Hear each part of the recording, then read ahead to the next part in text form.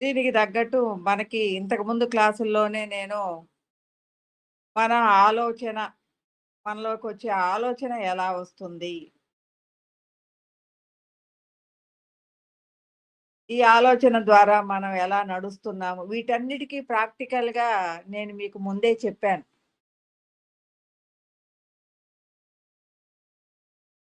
మనస్సు, ఆలోచన, హృదయము వీటన్నిటి నుంచి ఎలా మనం పని చేస్తున్నాము? ఎలా మనని నడిపించబడుతుంది అనేది మనం ఇంతకు ముందు క్లాసెస్‌లో చెప్పుకున్నాం.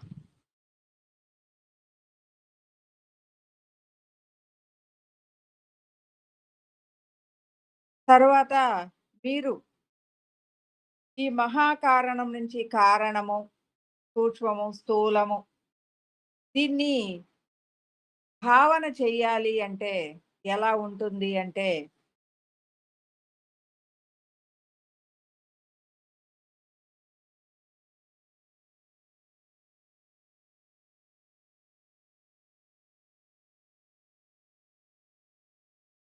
మనము అనేక విషయాలలో, అనేక పనులలో సామూహికంగా గావచ్చు, ఇండివిడ్యువల్‌గా గావచ్చు, అనేక పనులు చేసుకుంటూ ఉంటాం.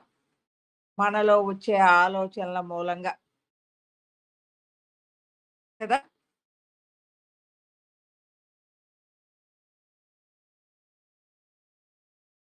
ఎలాంటి ఎలా ఈ పనులు చేసుకుంటూ ఉంటాం? మనకి మనమే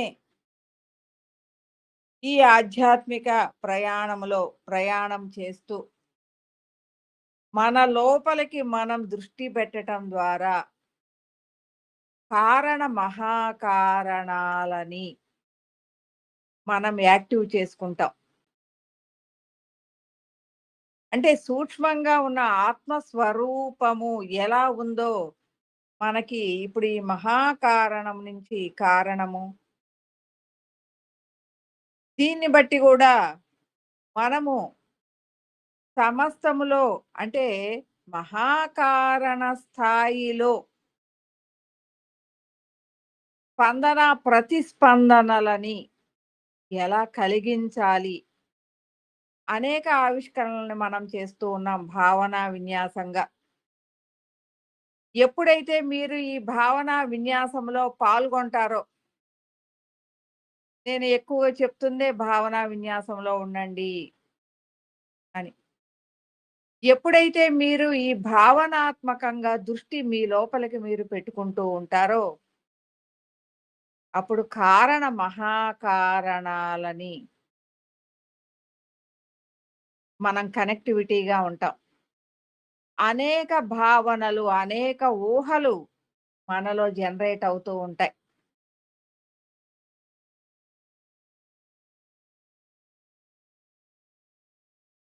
మనందరము అనుకుంటూ ఉంటాం, ఎలా ఈ మహాకారణము అనే దాన్ని ఎలా పట్టుకోవాలి అని. స్పెషల్‌గా పట్టుకోనక్కర మనం రెగ్యులర్‌గా చేసే పనులే.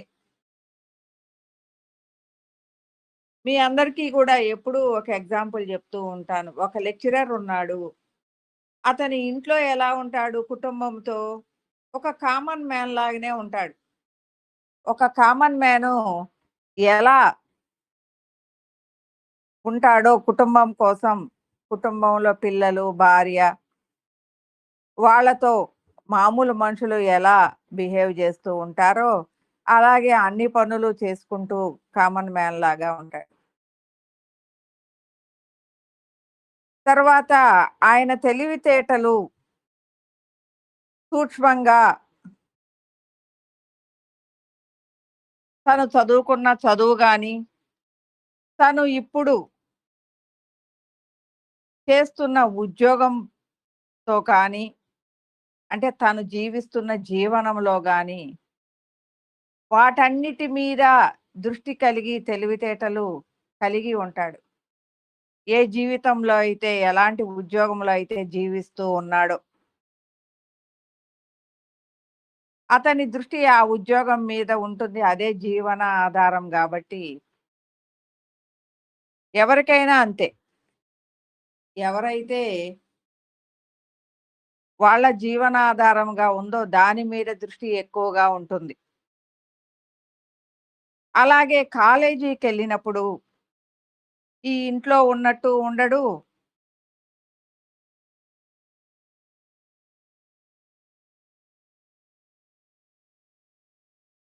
ఈ ఇంటి విషయాలు ఇవన్నీ పక్కన బెడతాడు. తను ఆ కాలేజీలో, ఆ క్లాసులో తను ఏ జ్ఞానాన్నయితే బోధిస్తూ ఉంటాడో, దాని మీద దృష్టి బెట్టి, పూర్తిగా దృష్టి బెట్టి ఆ క్లాసు వాళ్ళకి బాగా అర్థమయ్యే విధంగా చెప్పుకుంటూ ఉంటాడు. అలా చెప్పుకునే విధానంలో ఇప్పుడు కొత్తగా వచ్చినాళ్ళు కొత్తగా సబ్జెక్ట్ నేర్చుకుంటూ ఉంటారు. కానీ 10 ఏళ్ళు, 20 ఏళ్ళు, 30 ఏళ్ళు ఉద్యోగం జేసేవాళ్ళుంటారు. అదే సబ్జెక్ట్ చెప్పాల్సొస్తుంది.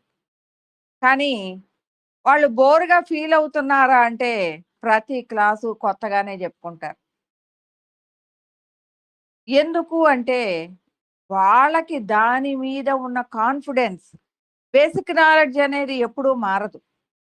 సబ్జెక్ట్ అనేది మారదు. కానీ దాన్ని చెప్పే విధానంలో ఆ కనెక్టివిటీస్, ఆ స్ఫురణ శక్తి, శృతి పదం నుంచి, ఆ సబ్జెక్ట్ నుంచి అందే కొత్తదైన భావన, విన్యాసము, కొత్తదైన అవగాహన స్థితిగతులు తనని ఎప్పటికప్పుడు కొత్తగానే నడిపిస్తూ ఉంటాయి. అలాగే మన ఈ క్లాస్‌లో గూడా మనం ఒక ఆధ్యాత్మిక మార్గంలో మనం ఎవరింట్లో వాళ్ళం మామూలుగానే ఉంటాం.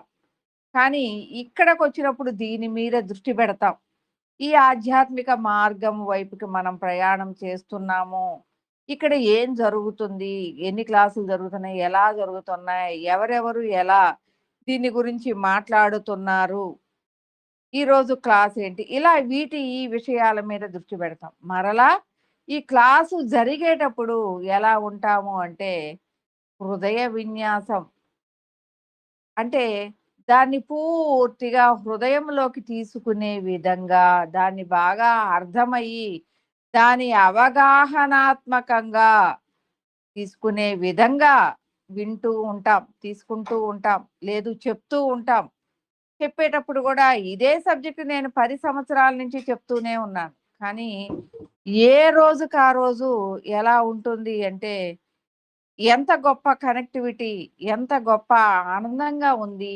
ఈరోజు ఇలా వచ్చింది ఈ సబ్జెక్టు అని ప్రతిరోజు నేను ఆనందపడుతూ ఉంటాను. అంటే ఆ భావన విన్యాసము, ఆ కనెక్టివిటీ, ఆ హృదయ ఆనందము అంటే ఆ శృతి పదంలో నుంచి మనకి అందే నిరంతరమైన ఆ కొత్తదనాన్ని, ఆ నిత్య నూతనత్వాన్ని మనం ఎప్పుడు ఫీల్ అవుతూ ఉంటాం.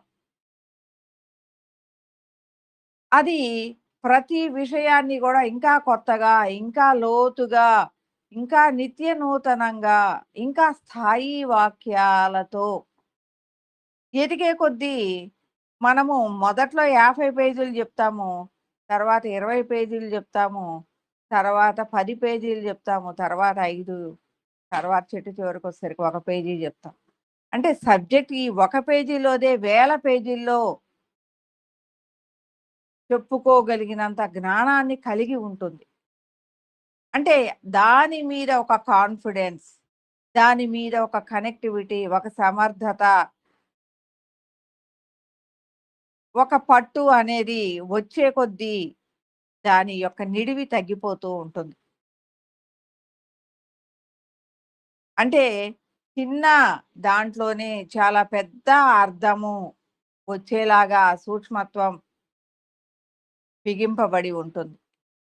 కాబట్టి ఇలా మనము కానీ ఎవరైతే ఏ పనులలో నిత్యము పాల్గొంటూ ఉంటారో, ఆ పనులలో మనకి శృతి పదం నుంచి ఆ జ్ఞానము అనేది మనం దృష్టి పెట్టే కొద్దీ ఏదో ఆటోమేటిక్‌గా పైపైన పని చేసే వాళ్ళకి శృతి పదము అనేది కనెక్టివిటీ అవ్వదు. ఎప్పుడైతే దీని మీద ఒక ఆనందాన్ని, ఒక చెప్పాలి, ఒక ఆ గాఢత ఉండాలి. ఎదుటి వాళ్ళకి దీన్ని అందచెయ్యాలి. ఒక లెక్చరర్ ఉన్నాడనుకోండి, నేను భగవంతుడిని పట్టుకుంటున్నా. మనమంటే భగవంతుడిని వైపుకి ప్రయాణం జేస్తున్నాం. ఇలాంటి ఆలోచనలున్నాయి. కానీ ఒక లెక్చరర్ ఉన్నాడు, లేదు ఒక ఉద్యోగస్తుడున్నాడు, భగవంతుడిని పట్టుకుంటున్నాననరు. భగవంతుడు అనేవాడు అన్ని రూపాలలో ఉన్నాడు. ఒక లెక్చరరు తన జ్ఞానాన్ని ఎదుటి క్లాసు పిల్లలకందరికీ అందించేటప్పుడు ఆ హృదయ తత్వం వీళ్ళకి ఇంకా కొత్తగా చెప్పాలి, ఇంకా తేలిగ్గా చెప్పాలి, ఇంకా దాని మీద సబ్జెక్ట్ మీద ఒక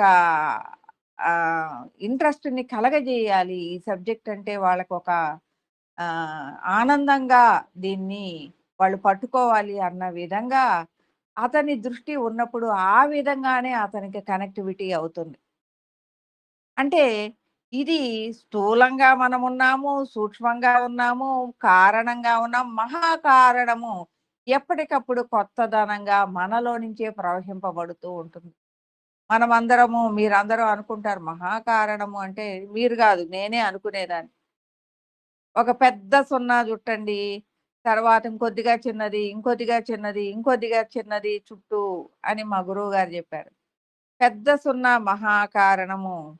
తర్వాత చిన్న చిన్నయి కారణము, సూక్ష్మము, స్థూలము అని. నేను నిజంగానే ఆ పైన మహాకారణం ఉంటుంది. దాని తర్వాత కారణం ఉంటుంది. తర్వాత సూక్ష్మం ఉంటుంది. తర్వాత స్థూలం ఉంటుంది అని చాలా రోజులు భావించాను. అలాగే మీరందరూ అనుకుంటారని ఈ విషయంలో మొదటి నుంచి క్లారిటీ ఇవ్వటం మొదలుపెట్టాను.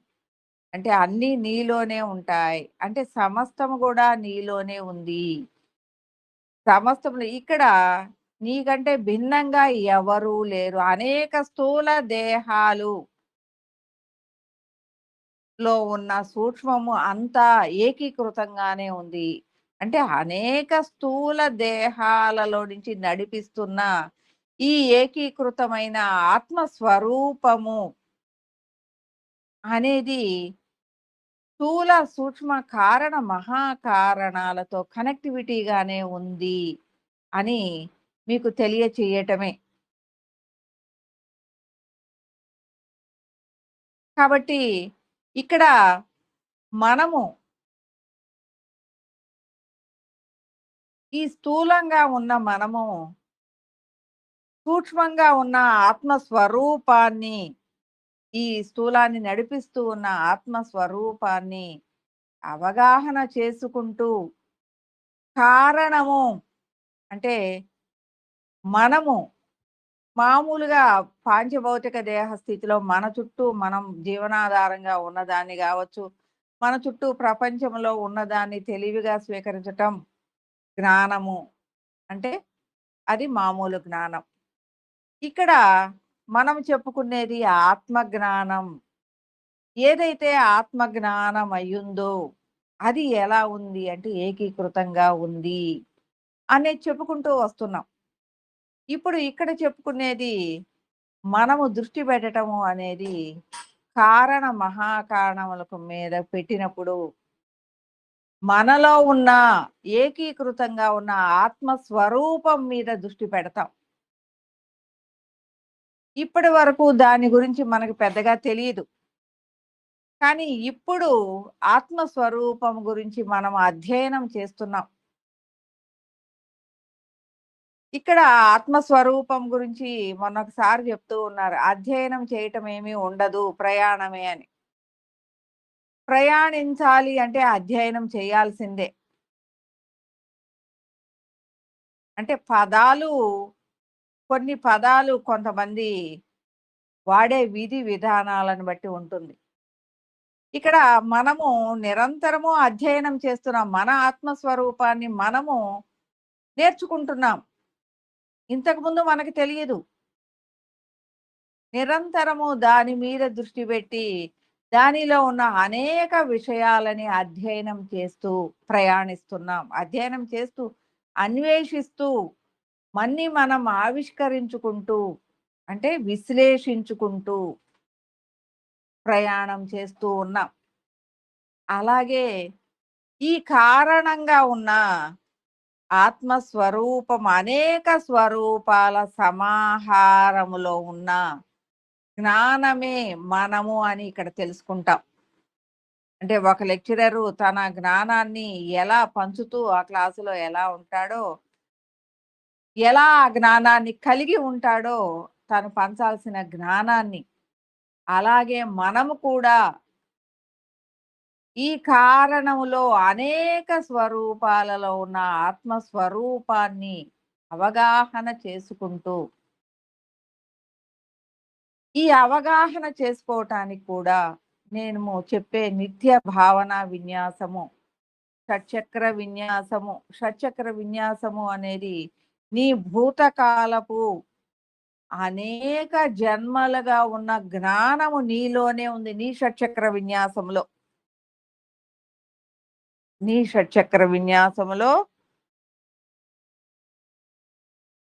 మీకు మొన్న చెప్పినప్పుడు చెప్పాను. ఈ పాంచభౌతిక దేహములో ఉన్న మే నాడీ కూడలిలో, నాడీ కూడలలో అన్నీ కూడా మనకి వెన్నెముకలో ఉంటాయి. ఈ వెన్నెముక నుంచి, ఈ నాడు కూడల నుంచి అనేక అవయవాలకి నాడులు ప్రసరింపబడి ఉంటాయి.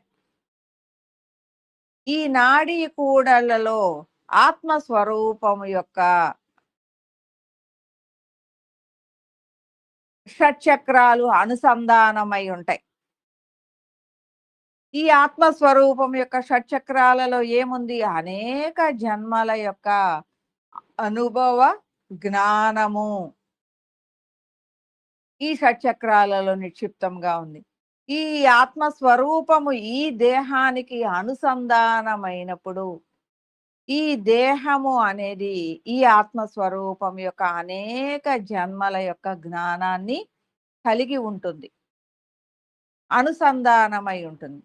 ఎప్పుడైతే నువ్వు ఈ ఆత్మ జ్ఞానం మీద దృష్టి పెట్టావో, ఇప్పటి వరకు లేదు. అయి పని చేస్తూ ఉంటాయి షట్చక్రాలు. నీ జీవితాన్ని నువ్వు నడిపించుకుంటావు ఉంటావు. వాటి మీద దృష్టి పెట్టలేదు. నువ్వు దృష్టి పెట్టనప్పుడు నీ ఇంటి పక్కన ఏం జరుగుతుందో గూడా నీకు తెలియదు. కానీ ఎప్పుడైతే నువ్వు ఈ ఆత్మ జ్ఞానం మీద దృష్టి పెడతావో, ఈ షట్చక్రాల మీద దృష్టి పెడతావో, ఆ షట్చక్రాల చైతన్యము షట్చక్రాలలో ఉన్న జ్ఞానము చైతన్యమవుతుంది.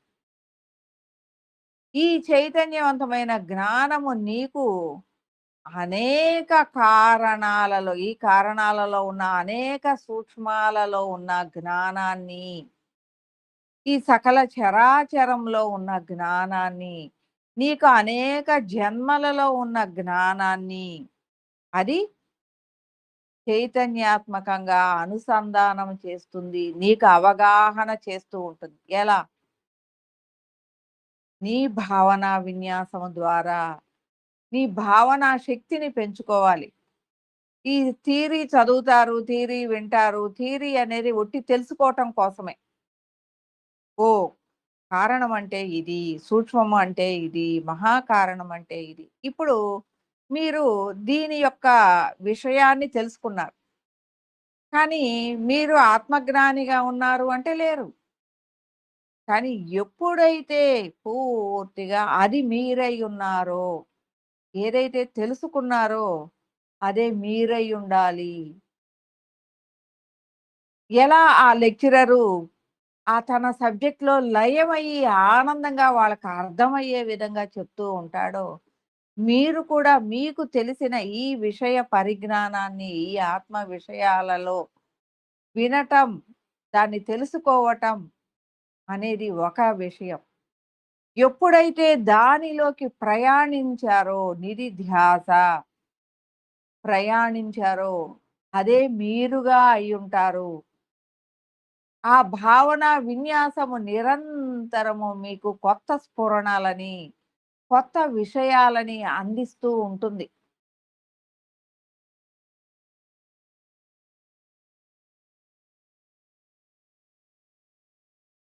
ఇలా కొత్త విషయాలని అందించే విధంగా ఉన్న దీనిలో ఆ ఆనందాన్ని అనుభవిస్తున్నప్పుడు, ఈ మహాకారణమున నుంచి అనేక విషయాలు నీకు స్ఫురణాత్మకం అవుతూ ఉంటాయి.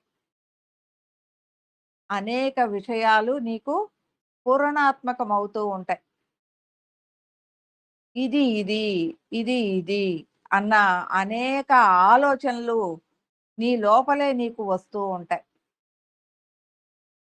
ఇలాగే గాకుండా ఎప్పుడైతే నువ్వు ఈ జ్ఞానాన్ని గురించి మాట్లాడుతూ ఉంటావో, అంటే ఈ ఆత్మ విషయాలు దీని మీద నువ్వు మాట్లాడుతూ ఉన్నప్పుడు నీ దృష్టి చాలా ఎక్కువగా ఉంటుంది. అక్కడ చైతన్యాత్మకంగా నీ సీడీలు కదులుతూ ఉంటాయి. నీ సీడీలు యాక్టివ్ అవుతాయి. అదీగాక మహాకారణం నుంచి శృతిగా నీ జ్ఞానము అనే స్ఫురణగా కనెక్టివిటీ అవుతూ ఉంటుంది. అందువలన నీ భావన విన్యాసము గూడా పెరుగుతూ ఉంటుంది. ప్రతి ప్రతి హృదయము స్పందింపబడేలాగా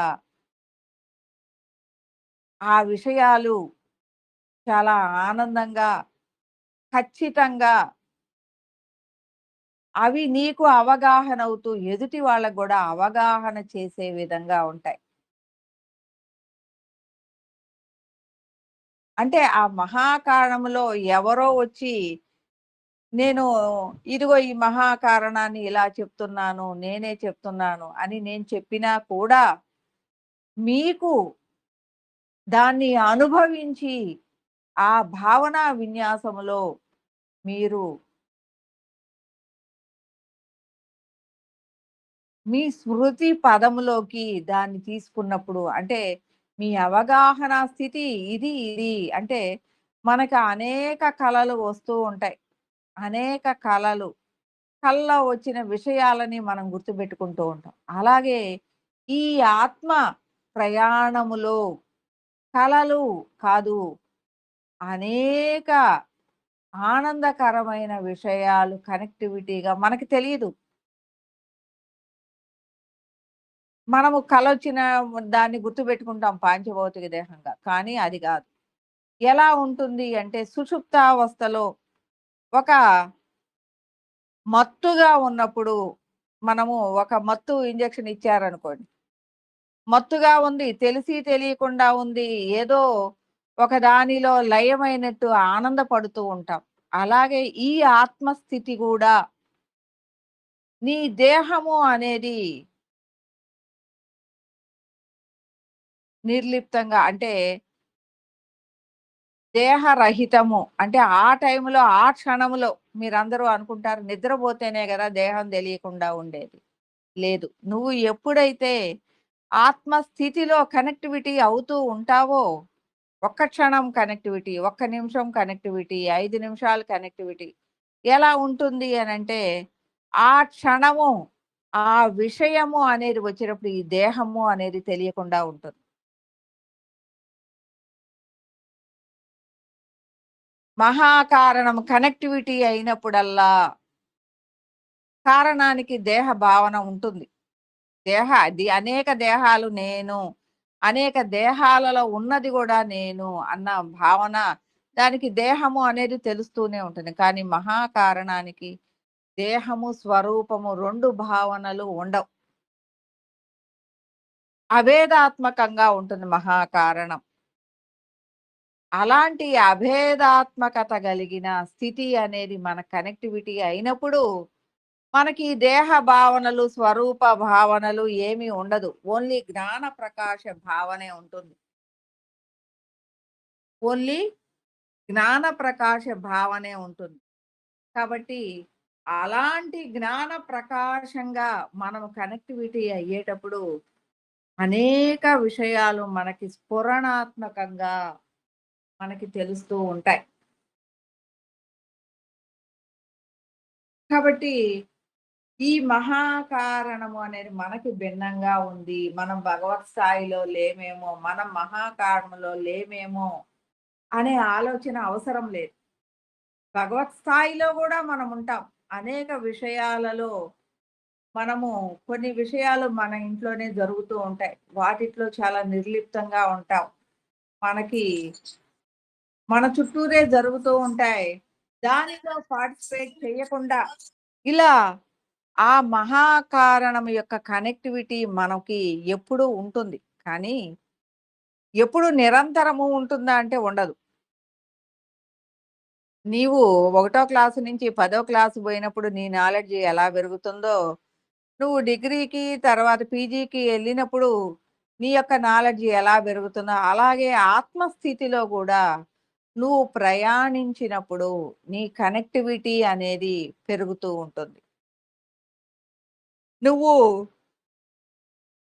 ఈ సూక్ష్మ దేహముతో ఉన్న కనెక్టివిటీ నుంచి, కారణముతో ఉన్న కనెక్టివిటీ నుంచి, మహాకారణం యొక్క కనెక్టివిటీ గూడా పెరుగుతూ ఉంటుంది. నీలో ప్రతి దాన్ని ఆత్మస్థితిలో దాదాపు అందరికీ గూడా ఎరుక, ఎరుక అని చెప్పుకుంటూ ఉంటారు. ఈ ఆత్మస్థితిని, ఈ ఆత్మస్థితిలో ఉన్న కనెక్టివిటీని, ఆత్మస్థితిలో ఉన్న అనేక విషయాలని మనం గ్రహించగలగటమే ఎరుక. ఇక్కడ ఆత్మస్థితి అంటే ఏంటి? నీలో ఉన్న ఆలోచనలు, నీలో ఉన్న భావనలు ప్రాపంచికంగా గాదు. బయట నుంచి వచ్చేయి కాదు.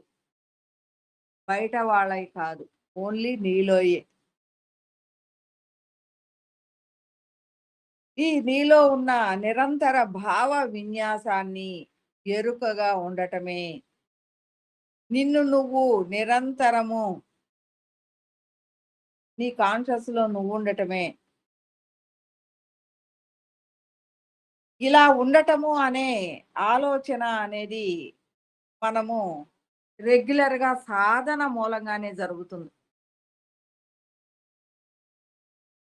ఇంతకు ముందెందుకు మేము చాలా సంవత్సరాల నుంచి ఆధ్యాత్మికంలో ఉన్నాము. ఇంతకు ముందెందుకు ఇలాంటి కనెక్టివిటీస్ లేవు అంటే సాధన, ఆత్మ సాధన. ఎందుకు అంటే రోజూ ఒక రకమైన రకరకాలైన క్లాసులు వింటారు. అందరూ ఆత్మ సాధన అనే దాని మీద ఉండరు. మనం ఇక్కడేం చేస్తున్నాం ప్రతిరోజు కూడా ఈ ఆత్మ సాధన మీద, ఆత్మ విషయాల మీద, ఈ ఆత్మ కథ మీద, ఆత్మ విన్యాసం మీద, ఆత్మ స్థితి మీద మనం దృష్టి పెడుతూ ఉన్నాం. అందువలన ఏమవుతుంది అంటే రోజు రోజుకి ఈ అయస్కాంతము, ఈ ఇనపరజన్ని గ్రహించే స్థితి అనేది పెరుగుతూ ఉంటుంది.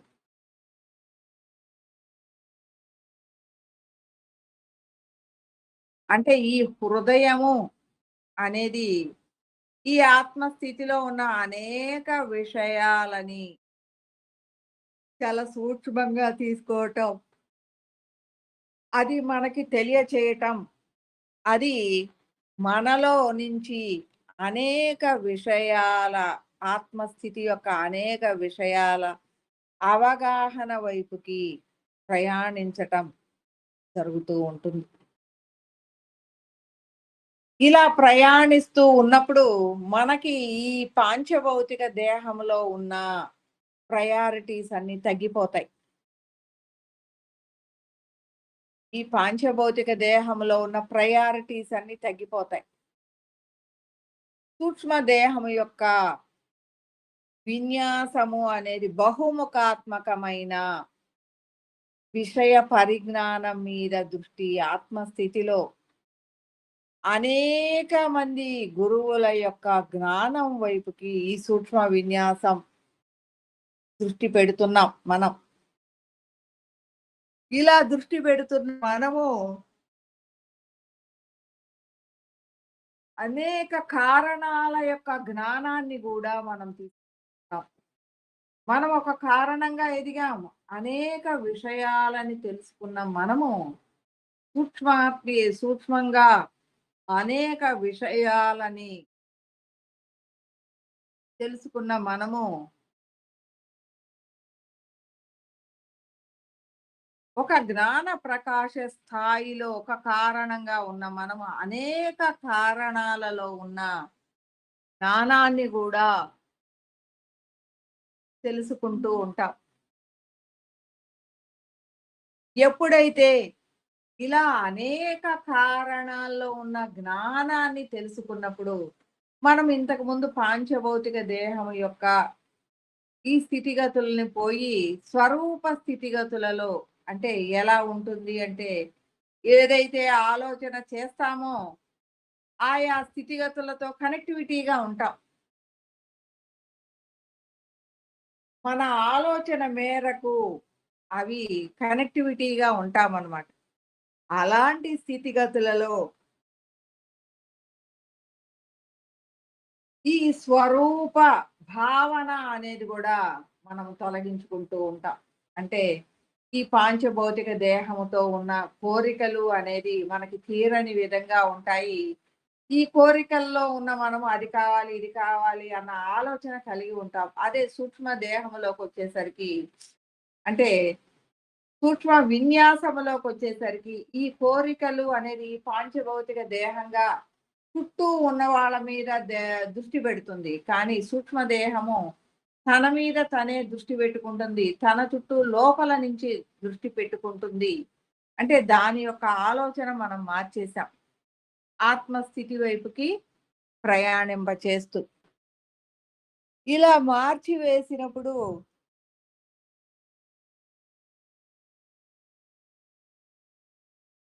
అది తన విషయాలని, ఆత్మ విషయాలని అవగాహన చేసుకుంటూ, తనలో ఆత్మ విషయాల నాలెడ్జ్ పెంచుకుంటూ,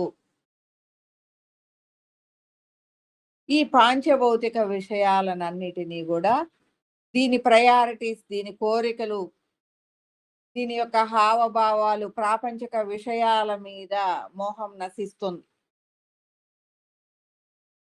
ఇది ఆత్మ విషయాల మీద అనుభవాత్మకమైన నాలెడ్జిని అనుభూతాత్మకంగా అవగాహన చేసుకుంటూ తన లోపలికి ప్రయాణిస్తుంది. అక్కడ మోహాలు లేవు.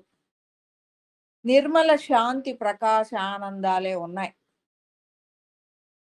ఆత్మస్వరూపం యొక్క కనెక్టివిటీతో. అందువలన ఈ సూక్ష్మ దేహము ఈ ప్రాపంచిక మోహాల నుంచి ఆత్మస్థితి యొక్క జ్ఞానం వైపుకి దృష్టి పెట్టడం మూలంగా తనలో ఉన్న కర్మలని, తనలో ఉన్న వాసనా బలాలని, తన మీద మోహరించి ఉన్న అరిషడ్ వర్గాలని, గుణాలని గూడా తన అదుపులోకి తెచ్చుకుంటుంది. ఇవన్నీ గూడా తన అదుపులోకొచ్చేస్తాయి. ఎందుకు అంటే అనేక కారణాల యొక్క జ్ఞానము తన జ్ఞానమైంది. వీటన్నిటిని ఎలా అణిచివేయాలో, వీటన్నిటిని తన గుప్పెట్లో ఎలా పెట్టుకోవాలో ఇది తెలుసుకొనే ఉంది. అది నిరంతరము మనము ఈ సాధన చేయటం వల్ల ఆత్మస్థితి మీద దృష్టి పెట్టటం వలన మనకి తెలియకుండానే మనము ఇంతటి గొప్ప భావన విన్యాసములో ఇంత గొప్ప విషయ అవగాహన అనేది మనము సబ్జెక్టుగా వింటూ ఉన్నాం. దాని మీద అధ్యయనం చేస్తూ ఉన్నాం. దాన్ని భావనాత్మకంగా ప్రయాణం చేసినప్పుడు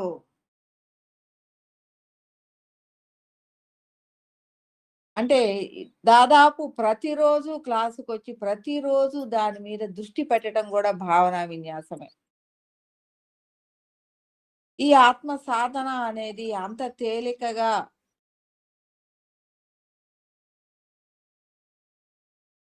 వస్తుంది అనుకోవటం పొరపాటే. కానీ ప్రతిరోజు మనం ఈ సాధన చేస్తూ ఉన్నాం.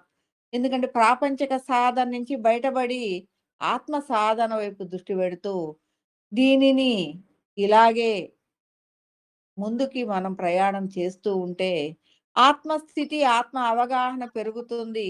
ఈ ప్రాపంచక స్థితి ప్రభావాలు తగ్గిపోతాయి. ఈ ప్రాపంచకము యొక్క ప్రభావాలు మన మీద ఉండవు. ఈ చుట్టూ ఉన్న మనుషుల యొక్క ఆలోచన ప్రభావాలు గూడా మన మీద పనిచేయవు.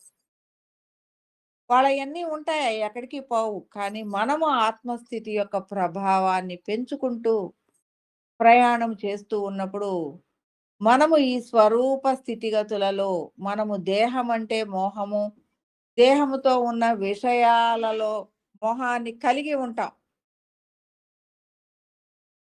అలాంటి మోహాలని గూడా ఈ స్వరూప స్థితి నుంచి మనం వదిలిపెడుతూ ఉంటాం. అనేక జన్మలలో మనము మరణించి ఉంటాం. కానీ ఈ దేహంలో ఒక్కసారే మరణిస్తాం.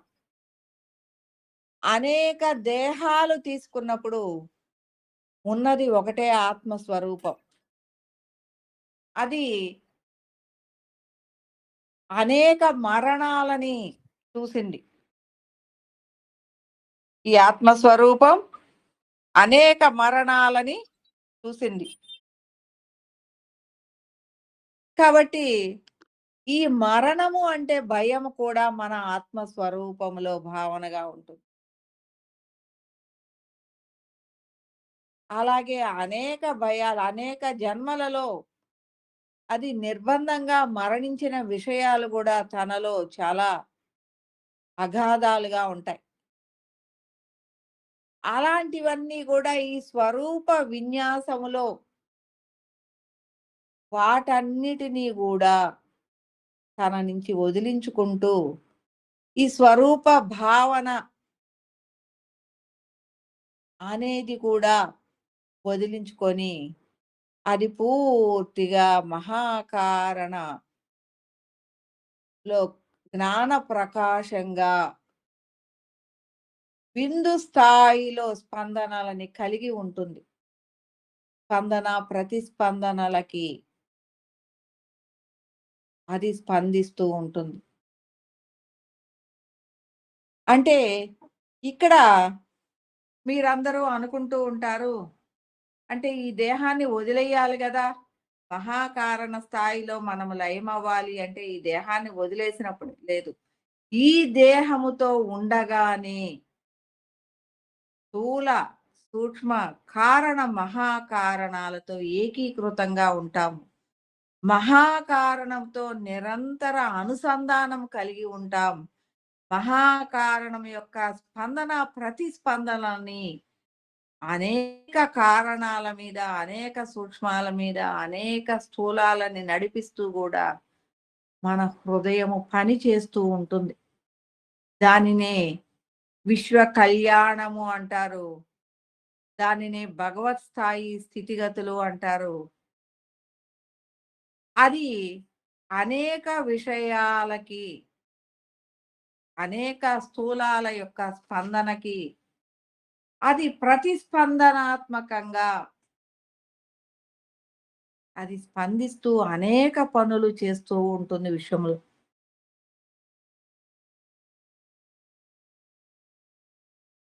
మీకు తెలుస్తూ ఉంటుంది.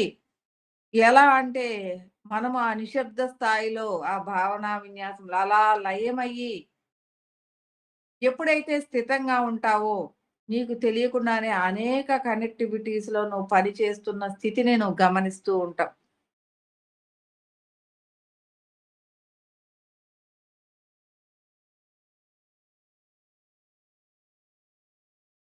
నీకు తెలుస్తూ ఉంటుంది. నీ ఆజ్ఞా చక్రం నుంచి అనేక ఆలోచనల కనెక్టివిటీస్ ఎక్కడెక్కడో అది పని చేస్తూ ఉంటుంది. ఆ కనెక్టివిటీ గూడా నీకు తెలుస్తూ ఉంటుంది. మనం అనుకుంటాం ఎందుకు ఇప్పుడు ఇది ఎందుకు గుర్తుకొచ్చింది? మనకి తెలిసిన వాళ్ళైతే సడెన్‌గా గుర్తుకొచ్చినట్టు అనిపిస్తుంది. మనకి తెలియని ఎన్నో చోట్ల మన వాటి యొక్క స్పందనకి ప్రతిస్పందనాత్మకంగా ఈ హృదయము పని చేస్తూ ఉంటుంది. దీనికి సమస్తములో తెలియాల్సిన అవసరం లేదు. ఆ స్పందనని రిసీవ్ చేసుకునే కెపాసిటీ కలిగి ఉంటే చాలు. అది అక్కడ పని చేస్తూ ఉంటుంది. ఈ సర్వవ్యాపకములో ప్రతి ఒక్కటి నేనై ఉన్నాను అని ఎంతో మంది మహానుభావులు, గురు పరంపరలు, సాధనాత్మకులు చెప్పి ఉన్నారు.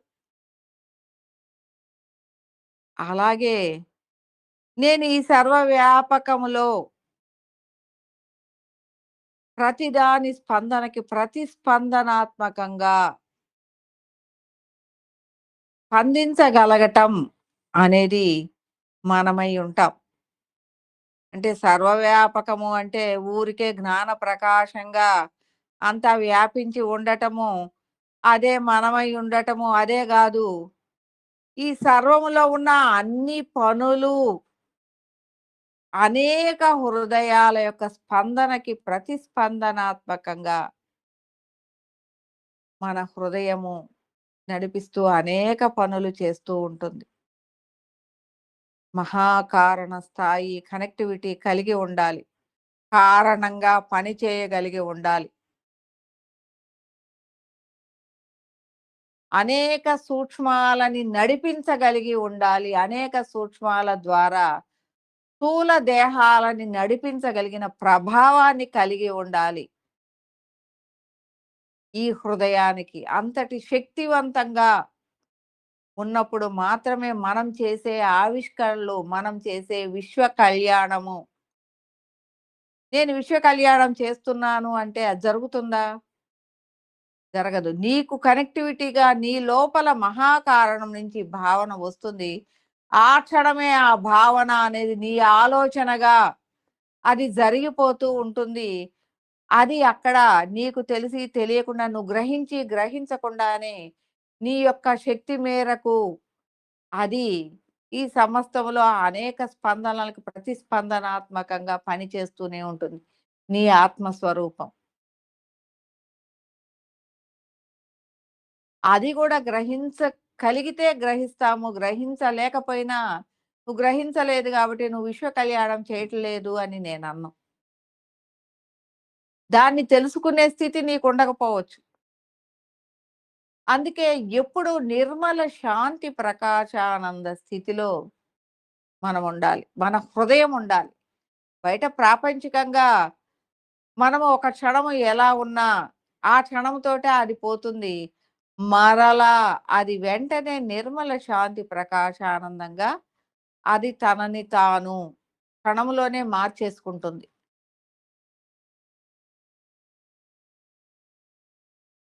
కాబట్టి ఇలాగా మనము నిరంతరము ఆత్మస్థితితో లయమైనప్పుడు మనము స్థూల, సూక్ష్మ కారణ, మహాకారణంగా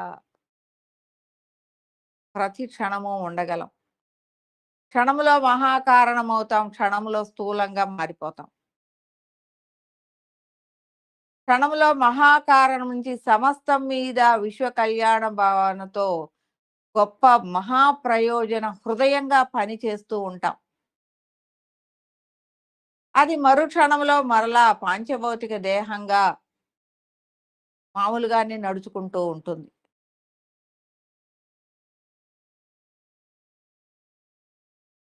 ఇంతటి అద్భుతమైన విన్యాసం అవగాహనాత్మకంగా నీకు సత్యాత్మావిష్కార అన్వేషణలో ఇంత కనెక్టివిటీస్ నీకు దొరుకుతాయి. అంటే ఈమేంటి అదేమంటే సత్యాత్మావిష్కార అన్వేషణ అంటే, ఈ సబ్జెక్టే అలాంటిది.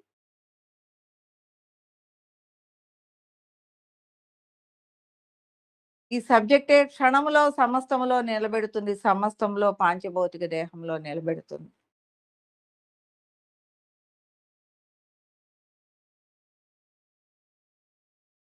అంతటి కనెక్టివిటీస్ చాలా మందికి ఒక ధ్యాని కొంతవరకు ఎళ్ళిన తర్వాత తను ఈ జ్ఞానం వైపుకి దృష్టి పెట్టాలి అంటే పెట్టలేరు. తను ఎంతసేపు కళ్ళు మూసుకొని నిశ్శబ్దంగా ఉన్నదే హాయిగా ఉంటుంది. నిశ్శబ్దంగా ఉందాము. నాకేది వద్దు, అదొద్దు, ఇదొద్దు. నిశ్శబ్దంగా ఉన్నాము. తన లోపలికి తను లయమవుదాము అన్న విషయంగానే ఉంటుంది.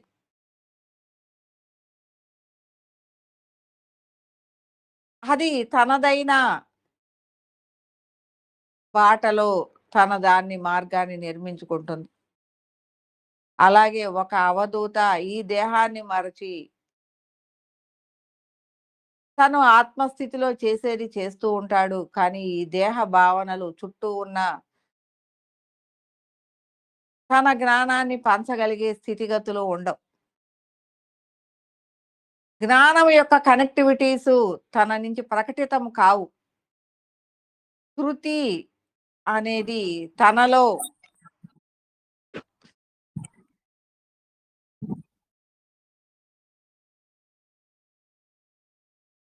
శృతి అనేది తనలో ప్రభావితంగా ఉంటుంది.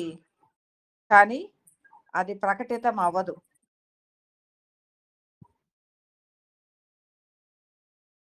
కానీ ఒక జ్ఞానికి శృతి, స్మృతి, స్ఫురణ అనేది కనెక్టివిటీగా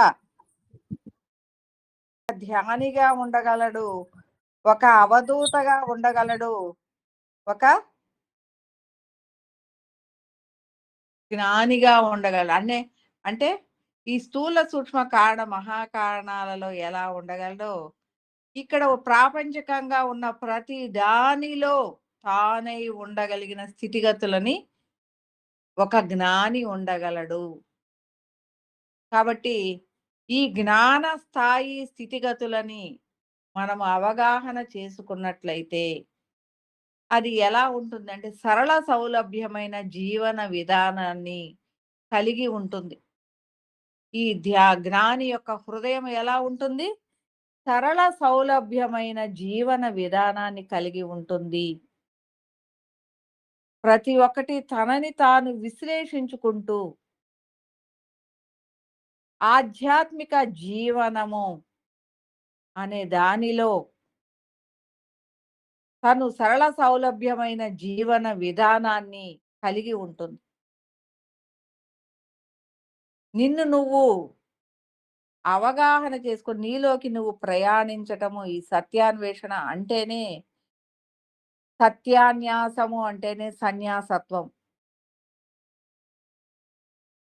అనేక విషయాలు ఈ ప్రాపంచిక విషయాలని, స్వరూప విషయాలని, ఒక్కొక్క దాన్ని పాంచభౌతిక విషయాలని, ప్రాపంచిక విషయాలని, స్వరూప విషయాలని వీటన్నిటిని గూడా వాసన బలాలని, కర్మలని, గుణాలని, వీటన్నిటిని గూడా సన్యసిస్తుంది.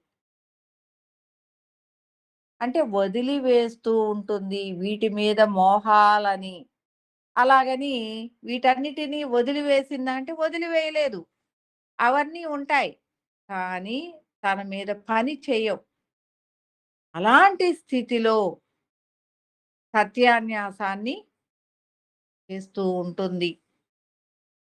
అంటే ప్రాపంచికంగా ఉంటూ అన్ని విషయాలని అన్నిటిని అనుభవిస్తూ కూడా వాటి మీద మోహము లేకుండా ప్రతిదాన్ని సంతోషంగా స్వీకరిస్తూ అంటే మహాకారణంతో కనెక్టివిటీ అయి ఉంటుంది కాబట్టి అది ఎప్పుడూ నిర్మల శాంతి ప్రకాశానంద స్థితిని కలిగి ఉంటుంది.